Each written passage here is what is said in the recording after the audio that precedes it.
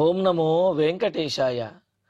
గురుర్బ్రహ్మా గురుర్విష్ణు గురుర్దేవో మహేశ్వర గురుః సాక్షాత్ పరం బ్రహ్మ తస్మై శ్రీ గురవే నమః. జటిలం చీరవసనం దండకారణ్యవాసినం మునివేషధరం ధ్యాయేత్ అరణ్యే కాండ ఉత్తమే. శ్రీరామచంద్ర పరబ్రహ్మణే నమః. అథ శ్రీమద్ రామాయణే ఆదికావ్యే అరణ్యకాండే 31 సర్గః. సతారగ్రహ నక్షత్రం నభశ్చాప్యవసాదయేత్ అసౌ రామస్తు మజ్జంతీం శ్రీమానభ్యుద్ధరేన్మహీం. అకంపనుడు చెబుతున్నటువంటి మాటలు పంచవటీ తీరంలో ఆ దండకారణ్యంలో జరిగినటువంటి ఘోరమైనటువంటి యుద్ధములో రామచంద్రుడు ఖరదూషణాదులను అందరినీ కూడా జనస్థానంలో ఉన్నటువంటి రాక్షసులందరినీ కూడా రామచంద్రుడు ఒక్కడే వధించేశాడు అనే మాటను అకంపనుడు రావణాసురుడితో తెలిపితే, అయితే నేను ఆ రాముడిని వధించడానికి బయలుదేరుతున్నాను, వెళతాను అని చెప్పి అన్నాడు రావణాసురుడు. అప్పుడు అకంపనుడు, నీవు ఆ పని చెయ్యవద్దు, అలా నీవు వెళితే రాముడి బలం గనక తెలుసుకోకుండా వెళ్ళినట్లయితే నీవేమీ కూడా అక్కడ రాముడిని ఓడించలేవు. రాముడి బలం సామాన్యమైనటువంటిది కాదు. ఆయన యొక్క ఆ అస్త్రవిద్య పాఠవంతో వేగంగా ప్రవహించే నదీ ప్రవాహాన్నైనా ఆపగలడు అని ఈ విధంగా ఆయన యొక్క రాముని యొక్క విశేషాలను తెలియజేస్తూ ఆ బలమును తాను ప్రత్యక్షంగా చూచాడు. కావున తన రాజైనటువంటి రావణాసురుడికి పరిపూర్ణంగా తెలియజేసి కర్తవ్యాన్ని ఆలోచించుకోవటానికి ఏం చెయ్యాలనే విషయాన్ని అకంపనుడే సూచించబోతూ ఉన్నాడు. మరి అలాగే చెబుతూ ఇంకా అంటున్నాడు, సతారగ్రహ నక్షత్రం, నక్షత్రములతోటి గ్రహములతోటి కూడినటువంటి ఈ విశ్వాన్ని ఆయన నభశ్చాపి అవసాదయేత్ అని అంటూ ఆ విశ్వం మొత్తాన్ని అయినా సరే అతడు నాశనము చేయగలడు, మింగివేయగలడు అన్నట్లుగా అంటున్నాడు. మరి కృష్ణావతారంలో యశోదాదేవి పరమాత్మ యొక్క నోటిలో చూస్తే సమస్తమైనటువంటి ఈ విశ్వము కూడా, సూర్యచంద్రులు, నక్షత్రములు, గ్రహములు అన్ని విశ్వంలో ఉన్నటువంటివన్నీ కూడా మరి పరమాత్మ యొక్క నోటిలోనే కనిపించాయి కదా. అలాగా అన్నింటినీ కూడా తనలో ఇముడ్చుకోగలిగినటువంటి శక్తి కలిగిన వాడు వాటిని ఏమైనా చెయ్యాలి అంటే అదో పెద్ద విషయం అవుతుందా? కావున కేవలం ఈ భూమండలాన్నే కాదు, గ్రహములతో నక్షత్రములతో కూడినటువంటి ఆకాశమును కూడా ఆయన అదుపు చేయగలడు, నశింప చేయగలిగినటువంటి సామర్థ్యం కలిగిన వాడు. అంతేకాదు శ్రీమంతుడు అటువంటి రాముడు మునిగిపోతున్నటువంటి సముద్రంలో పడుతున్నా, లేకపోతే అదుపు తప్పినటువంటిదైనా సరే ఆ భూమండలాన్ని ఉద్ధరించగలడు అని చెప్పి అన్నాడు. ఇక్కడ పరమాత్మ యొక్క 2 అవతార విశేషములను ఈ శ్లోకంలో కూడా మనకు ప్రత్యేకంగా తెలియజేశారు. ఆకాశంలో ఉన్నటువంటి గ్రహములు, నక్షత్రములు వీటినటిని కూడా కనిపించకుండా చేయగలడు అని చెప్పడం ద్వారా త్రివిక్రమావతారంలో పరమాత్మ తన పాదము చేత ఆకాశం మొత్తాన్ని కూడా మూసివేసినట్లుగా ఆకాశమంతా కూడా ఆవరించాడు.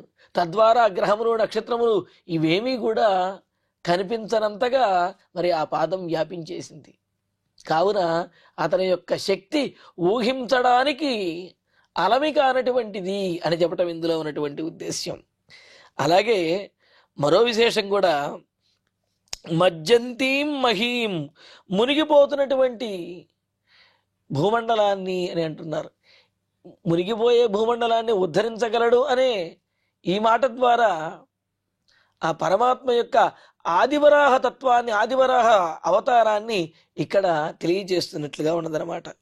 అక్కడ తాంవరాహో భూత్వా అహరతు అని అంటూ ఈ భూమండలాన్ని శ్రీమన్నారాయణుడు వరాహమూర్తిగా అవతరించి భూమండలాన్ని ఉద్ధరించాడు అని చెప్పి, హిరణ్యాక్షుడు మొదలైనటువంటి రాక్షసులు ఈ భూమండలాన్ని పీడించినప్పుడు ఉద్ధరించినటువంటి వాడు, కాపాడినటువంటి వాడు మరి పరమాత్మే కదా ఆదివరాహమూర్తి చేత. వేదంలో కూడా ఉద్ధృత శివరాహేణ కృష్ణేన శతబాహునా అని అంటూ కృష్ణవర్ణం కలిగినటువంటి 1000 బాహువులు కలిగినటువంటి వరాహమూర్తి చేత ఈ భూమాత ఉద్ధరించబడింది అని చెప్పి వేదంలో చెప్పినట్లుగా, మరి ఇక్కడ అకంపనుడు రావణాసుడితో అంటూ ఉన్నాడు, మునిగిపోతున్నటువంటి ఈ భూమండలాన్ని ఉద్ధరించడానికి గల సామర్థ్యం కలిగిన వాడు అని చెప్పి. అది ఆ పరమాత్మ పూర్వం చేసినటువంటి విశేషమే. దానినే ఇప్పుడు అకంపనుడు ఈ రూపంగా, అంటే రాముడి యొక్క బలం అంత గొప్పది అని చెబుతూ ఆ విధంగా చెబుతూ ఉన్నాడనమాట. మరి అటువంటి అవతార పురుషుడు రామచంద్రమూర్తి అనేది అకంపనుడు గ్రహించాడు. అంతేకాదు శ్రీమాన్ అని అంటున్నాడు. శ్రీమాన్ అంటే లక్ష్మీదేవితో కూడినవాడు, ఇక్కడ సీతాదేవితో కూడినవాడు అని అర్థం. ఎందుకంటే రాముని యొక్క బలమంతా కూడా, ఆయన యొక్క ఉత్సాహం అంతా కూడా సీతాదేవి స్వరూపంలోనే ఉన్నదన్నమాట. శ్రీవారిని కీర్తిస్తూ తద్వక్షస్థల నిత్యవాస రసికాం తత్క్షాంతి సంవర్ధినీం అని అన్నట్లుగా ఆయన యొక్క పరమాత్మ యొక్క శ్రీ వెంకటేశ్వరుని యొక్క హృదయంలో ఉంటూ ఆ లక్ష్మీదేవి ఆయనలో ఆ దయా స్వభావాన్ని, క్షమాగుణాన్ని, ఓర్పును ఏ విధంగా అయితే పెంపొందిస్తుందో రాముడితో పాటు ఉంటూ రాముని యొక్క శక్తిని పెంపొందించేటటువంటిది సీతాదేవి. అందుకనే శ్రీమాన్, శ్రీతో కూడినటువంటి వాడు, సీతాదేవితో కూడినటువంటి వాడు అని చెప్పి. పైగా లక్ష్మీదేవితో కూడినటువంటి నారాయణుడు మోక్షాన్ని కూడా అనుగ్రహించేటటువంటి వాడు. మనకు ఆరోగ్యం భాస్కరాదిచ్చేత్ శ్రియమిచ్చేద్ధుత, శ్రియం, ఈ వాక్యం మళ్ళీ చెబుతాను. ఆరోగ్యం భాస్కరాదిచ్చేత్ శ్రియమిచ్చేద్ధుతాశనాత్ జ్ఞానం మహేశ్వరాదిచ్చేత్ మోక్షమిచ్చేద్ జనార్దనాత్ అని చెప్పినట్లుగా ఆరోగ్యాన్ని భాస్కరుడి నుండి, ఆదిత్యుడి నుంచి, సూర్యుడి నుండి, మరి ధనమును, సంపదను అగ్నిదేవుడి నుండి, జ్ఞానము మహేశ్వరుడి నుండి, మోక్షము పరమాత్మ శ్రీమన్నారాయణుడి నుండి కోరుకోవాలి అని చెప్పినట్లుగా, మరి శ్రీతో కూడినటువంటి ఆ నారాయణుడు మోక్షాన్ని కూడా అనుగ్రహించడానికి సమర్థుడు అని చెబుతూ, అటువంటి సర్వసమర్థుడు అయినటువంటి, అంటే ఆకాశమునైనా సరే మూసివేయగలిగినటువంటి వాడు, అలాగే భూమండలాన్ని ఉద్ధరించగలిగినటువంటి వాడు, సమస్త ప్రాణులకు కూడా మోక్షాన్ని అనుగ్రహించగలిగినటువంటి వాడు, సర్వసమర్థుడు అయినటువంటి రాముడితోటి విరోధం అనేది సామాన్యము కాదు. ఆ రాముడితో యుద్ధం చేసి గెలవటం అనేది చాలా అసాధ్యము అని చెప్పి అకంపనుడు చెబుతూ ఇంకా అంటున్నాడు, భిత్వా వేలాం సముద్రస్య లోకానాప్లావయేద్విభు వేగం వాపి సముద్రస్య వాయుం వా విధమేచ్చరైః.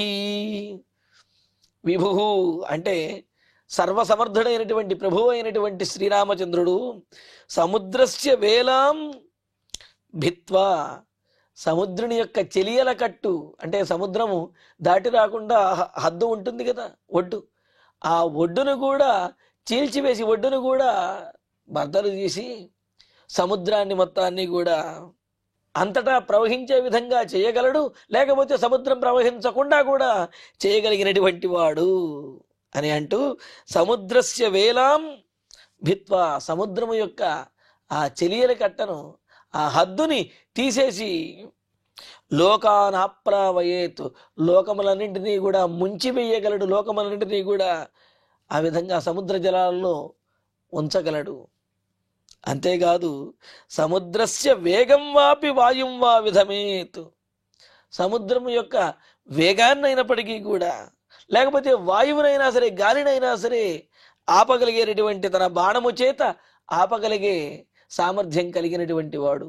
అంటే లోకంలో ఎవ్వరికీ కూడా సాధ్యము కానిటువంటి పనులు ఏవైతే ఉన్నాయో వాటినన్నింటినీ కూడా రాముడు చెయ్యగలడు అని చెప్పటం ఇక్కడ ఉద్దేశం. అందుకనే రాముడు చేసేటటువంటి పనులను అది కూడా సునాయాసంగా చేయగలిగినటువంటి పనులు అనే విషయాన్ని తెలియజేస్తూ, మరి సముద్రస్య వేగం వాపి వాయుం వా విధమేత్, సముద్రుని యొక్క వేగాన్నైనా ఆపగలడు, అటు నుంచి వచ్చే గాలినైనా ఆపగలడు, లేకపోతే ఆ సముద్రాన్నైనా సరే ఇంకిపోయే విధంగా దహించగలడు. రామచంద్రుడు అంతటి గొప్పవాడు. అందుకనే కదా మరి రాముడు బాణాన్ని ఎక్కుపెడితే సముద్రుడు కూడా వచ్చి శరణు వేడాడు. కావున రాముడి యొక్క పరాక్రమానికి అవధులు లేవు. కావున నీవు వెంటనే వెళ్ళి రాముడిని ఓడించేస్తాను, లేకపోతే రాముడితో యుద్ధం చేస్తాను అంటే అది అవివేకమవుతుంది అని చెప్పి అంటున్నాడు. ఇక్కడ వాయుంవా విధమేత్ అంటే వాయువుని ఆపగలడు అనేది ఉపలక్షణంగా చెప్పాడు. వాయువు అంటే పంచభూతములను కూడా ఆపగలడు అంటే పృథివీని కానీ, నీటిని కానీ, వాయువుని కానీ, అగ్నిని కానీ, ఇలాగా దేనినైనా సరే, తేజస్సును కానీ దేనినైనా సరే అదుపు చేయగలిగినటువంటి సామర్థ్యం రాముడికి ఉన్నది.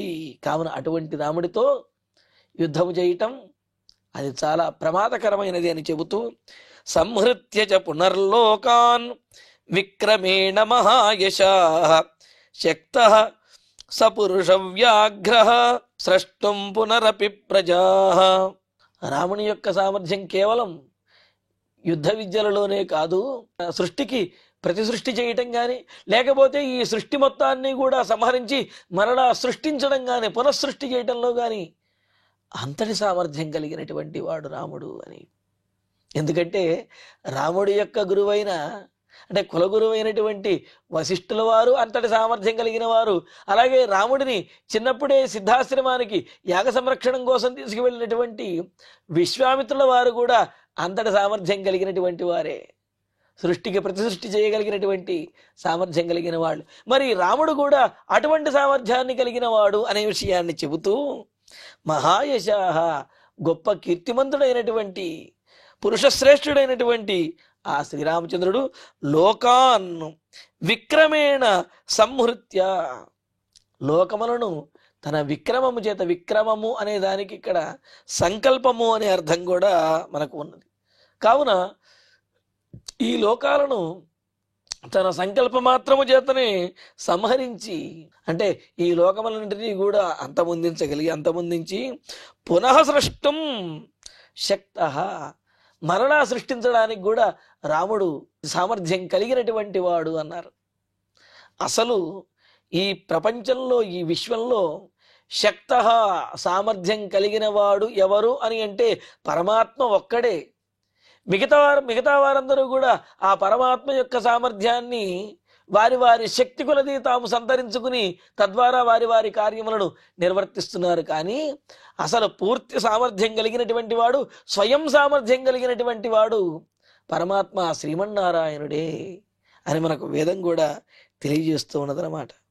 కావున ఈ సకల ప్రపంచము యొక్క సృష్టిని లయములు అంటే సృష్టి స్థితి లయములను సృష్టించడం కానీ, పరిపాలించడం కానీ, లయింపజేయడం కానీ ఇవన్నీ కూడా చేయటానికి సామర్థ్యం కలిగినటువంటి వాడు రాముడు అని చెప్పి అంటున్నాడు.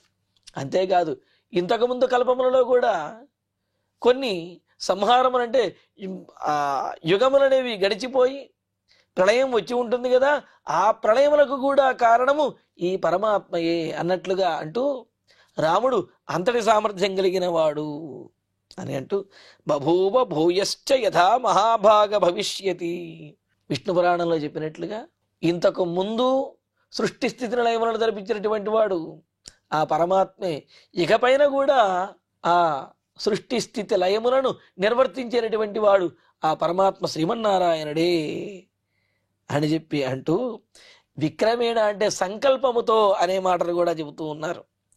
మహాయశాహ అన్నారు. గొప్ప కీర్తి కలిగిన వాడు. ఎలాగ గొప్ప కీర్తి కలిగిన వాడు అంటే జ్ఞాన శక్తి బల ఐశ్వర్య వీర్య తేజస్సులోనే షడ్గుణైశ్వర్యములోనే ఈ సంపదలు కలిగిన వాడు ఆయనే భగవంతుడు. షడ్గుణైశ్వర్య సంపన్నుడు ఇంకెవరో కాదు, ఆ పరమాత్మ.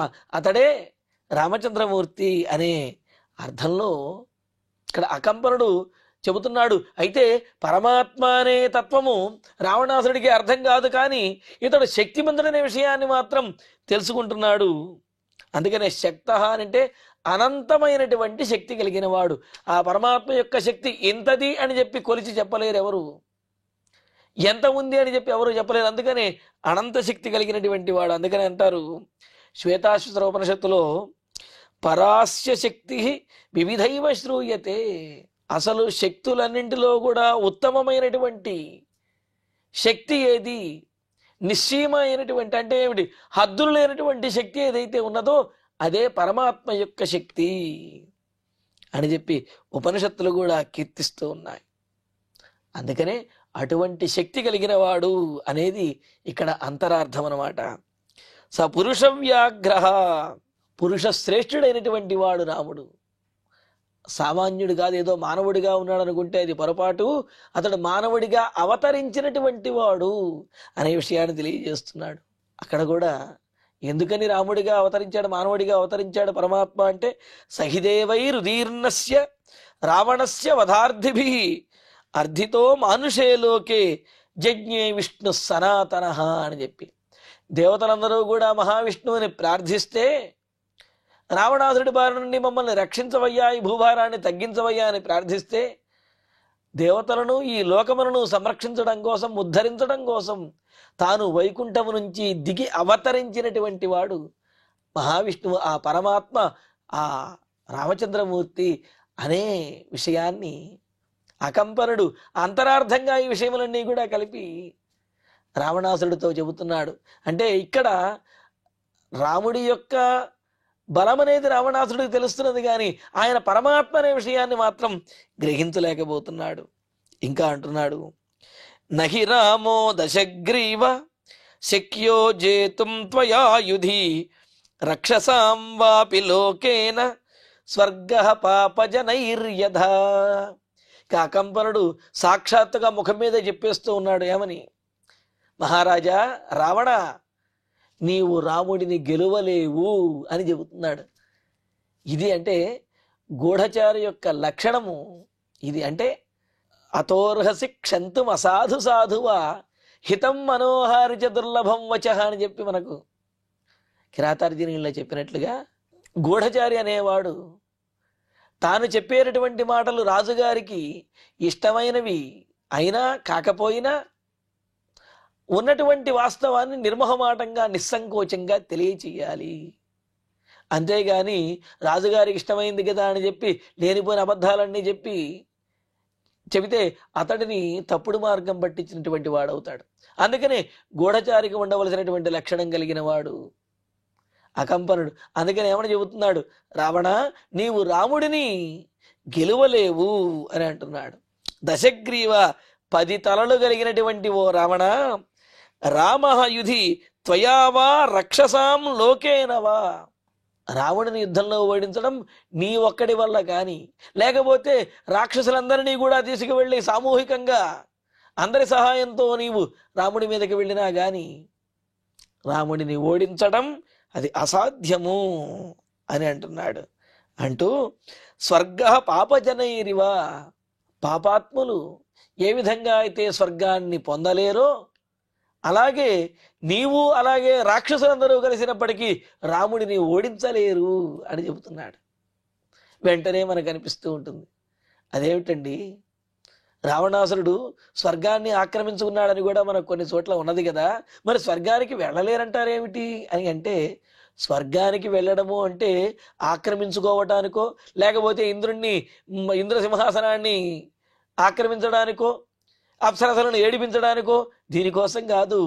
మానసికమైనటువంటి అంటే పరిపూర్ణమైనటువంటి ప్రశాంతతతోటి నిత్యమైనటువంటి ఆనందంతో సుఖముగా గడపగలగడం అనేది స్వర్గ సుఖము అని అంటారు. కానీ అక్కడికి వెళ్ళి కూడా కామక్రోధాలు లేకపోతే ఇటువంటి ఈర్ష్యాద్వేషాలు ఇవన్నీ ప్రదర్శిస్తూ ఉంటే అక్కడ సుఖం ఎక్కడుంటుంది ఇంకా? కావున పాపాత్ములకు స్వర్గం అనేది ఏ విధంగా అయితే ప్రాప్తించదో, పాపాత్ములు ఏ విధంగా అయితే స్వర్గాన్ని ప్రాప్తింప చేసుకోలేరో, అలాగే రావణ నీవు గాని రాక్షసులందరూ కలిసినా గాని రాముడిని వధించడం అది అసాధ్యము అని అంటున్నారు. ఇక్కడ రావణాసురుడిని దశగ్రీవ అని సంబోధించాడు. ఇందులో ఉన్న అంతరార్థం ఏమిటి అంటే, నీకు 10 తలలు మాత్రమే ఉన్నాయి, కానీ ఆ రాముడికి గాని రాముడి యొక్క తమ్ముడికి గాని 1000 తలలు ఉన్నాయి అని అంటున్నారు. ఎలాగా అంటే, రాముడు పరమాత్మ మహావిష్ణువు అని చెప్పి అంతరార్థంగా చెప్పాడు కదా. అక్కడ సహస్రశీరుష పురుష సహస్రాక్ష సహస్రపాత్ అన్నట్లుగా 1000 కొలది శిరస్సులు కలిగినటువంటి వాడు అని చెప్పి అన్నారు. మరి లక్ష్మణుడు కూడా ఆదిశేషుని యొక్క అవతారంగా కీర్తించారు. కావున ఆదిశేషుడు అంటే 1000 తలలు కలిగినటువంటి వాడు. కావున 10 తలలు కలిగినటువంటి నీవే నాకు ఎక్కువ తలలు ఉన్నాయి, నేను ఓడించగలను అంటే మరి 1000 తలలు కలిగినటువంటి రాముడు ఇంకెంత బలవంతుడు, అలాగే అతని యొక్క తమ్ముడు లక్ష్మణుడు ఇంకెంత బలవంతుడు. కావున నీ 10 తలలు చూసుకుని నీవు గర్వపడవద్దు, నీవు అమితమైనటువంటి బలం కలిగిన వాడిని భావించవద్దు. అక్కడ రాముడికి అతని యొక్క తమ్ముడికి 1000 తలలు ఉన్నాయి. కావున నీవేమీ అతడిని ఓడించలేవు అనే విషయాన్ని అకంపనుడు తెలియజేస్తూ, నీవు ఒక్కడివైనా రాక్షసులందరూ కలిసినప్పటికీ కూడా రాముణ్ణి ఓడించలేరు అనే విషయాన్ని చెబుతూ ఇంకా అంటున్నాడు, నతం వధ్యమహం మన్యే సర్వైర్దేవాసురైరపి అయం తస్య వధోపాయః తమ్మమైకమనాశృణు. సరే, అయితే రాక్షసులందరినీ తీసుకువెడితే రాముడిని ఓడించలేనంటున్నావు కదా. దేవతలు కూడా నాకు దాసులే. రావణాసుడు అనే మాటది. దేవతలు, ఇంద్రాది దేవతలు కూడా నాకు దాసులే. కావున నేను ఆజ్ఞాపించానంటే నాతో పాటు యుద్ధం చేయడానికి, అంటే నాతో పాటు రాముడి మీద యుద్ధం చేయడానికి ఇంద్రాది దేవతలు కూడా సిద్ధమై వస్తారు. కావున రాక్షసుల వల్ల కాకపోతే దేవతలను తీసుకెళ్తానయ్యా అని అంటే, దేవతలు కూడా రాముడిని ఏమీ చెయ్యలేరు అనే విషయాన్ని చెబుతూ, సర్వై సమస్తమైనటువంటి దేవాసురైరపి, దేవతల చేత కానీ రాక్షసుల చేత కానీ ఎవరి చేత అయినా సరే, తం అహం రామచంద్రుణ్ణి వధ్యం నమన్యే, ఆ రామచంద్రుణ్ణి ఓడించడం, ఆ రామచంద్రుణ్ణి వధించడం అనేది ఎవరికి శక్యము కాదు అని చెప్పి నేను అనుకుంటున్నాను మహారాజా రావణ. అయితే రాముడిని బాధ పెట్టడానికి, రాముడిని వధించేంతటి పని చేయడానికి ఒక్క ఉపాయం నా దగ్గర ఉన్నది. ఆ ఉపాయాన్ని నీకు తెలియజేస్తాను, జాగ్రత్తగా విను. అంతేగాని యుద్ధం చేసి గెలుస్తాను, నా రాక్షసులందరినీ తీసుకువెళ్ళి దాడి చేస్తాను, లేకపోతే దేవతలందరినీ పిలిపించి దాడి చేస్తాను అంటే వేటి వల్ల కూడా రాముడు లొంగడు, రాముడిని వధించడం అనేది కుదరదు. అయితే రాముడిని లొంగ తీసుకోవటానికి, రాముడిని బాధ పెట్టడానికి వేరే ఒక ఉపాయం ఉన్నది, దానిని తెలియజేస్తాను వినమని చెప్పి అకంపనుడు రాముడితోటి అంటున్నాడు. మరి ఆ ఉపాయం ఏమిటి? ఆ ఉపాయాన్ని రావణాసురుడు అంగీకరించాడా లేదా? ఈ విశేషాలను తరువాతి ప్రవచనంలో తెలుసుకుందాము. ఇక ఇప్పుడు శ్లోకాలను పారాయణ చేసుకుందాము. సతారగ్రహ నక్షత్రం నభశ్చాప్యవసాదయేత్ అసౌ రామస్తు మజ్జంతీం శ్రీమానభ్యుద్ధరేన్మహీం భిత్వా వేలాం సముద్రస్య లోకానాప్లావయేద్విభుః వేగం వాపి సముద్రస్య వాయుం వా విధమేచ్చరైః సంహృత్య చ పునర్లోకాన్ విక్రమేణ మహాయశాః శక్తః స పురుషవ్యాఘ్రః స్రష్టుం పునరపి ప్రజాః నహి రామో దశగ్రీవ శక్యో జేతుం త్వయా యుధి రక్షసాం వాపి లోకేన స్వర్గః పాపజనైరివ నతం వధ్యమహం మన్యే సర్వైర్దేవాసురైరపి అయం తస్య వధోపాయః తం మమైకమనాశృణు. ఇత్యార్షే శ్రీమద్ రామాయణే ఆదికావ్యే అరణ్యకాండే 31 సర్గే 5 శ్లోకాః. ఇప్పుడు క్షమాప్రార్థన మంగళాంతంగా ఈనాటి ప్రవచన పారాయణ కార్యక్రమాన్ని పరిపూర్ణం చేసుకుందాం. యదక్షరపదభ్రష్టం మాత్రాహీనంతు యద్భవేత్ తత్సర్వం క్షమ్యతాం దేవ నారాయణ నమోస్తుతే. కాయేన వాచా మనసేంద్రియైర్వా బుద్ధ్యాత్మనా వా ప్రకృతే స్వభావాత్ కరోమి యద్యత్ సకలం పరస్మై నారాయణాయేతి సమర్పయామి. శ్రియః కాంతాయ కళ్యాణ నిధయేర్థినాం శ్రీవేంకట నివాసాయ శ్రీనివాసాయ మంగళం.